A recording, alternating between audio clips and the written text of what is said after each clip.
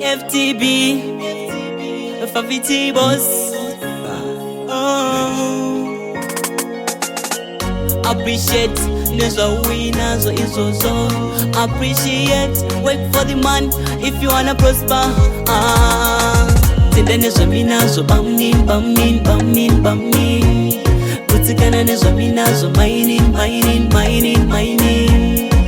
Tenda nezo minazo bamnin. Kutikana nezo minazo mining.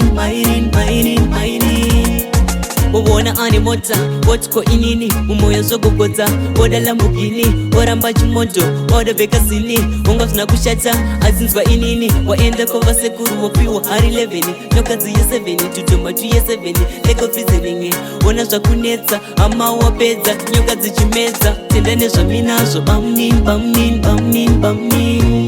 Kutikana nezo minazo, mining.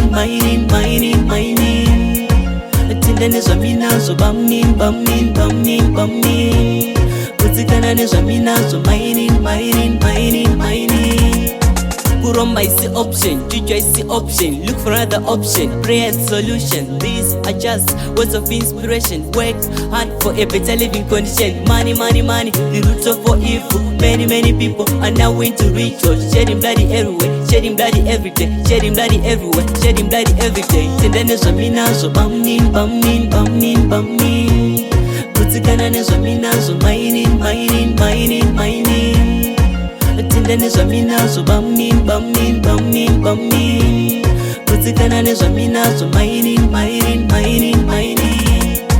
Wabona animota, watko inini, umoyo zogogoza, oda lambugini, oramba chimoto, oda bekasini, unga tunakushata, azinzwa inini, waenda kova sekuru wapiwa hari 11, nyokazi ya 7, tutuma tu ya 7, leko fizilingi, wana zwa kuneta, ama wapeza, nyokazi chimeza, tenda nezo minazo bamnin.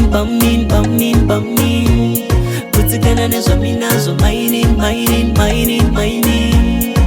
Tenda nezo minazo bamnin. Kutikana nezo minazo mining. Tenda nezo minazo bamnin. Kutikana nezo minazo mining. Tenda nezo minazo bamnin. Kutikana nezo minazo mining.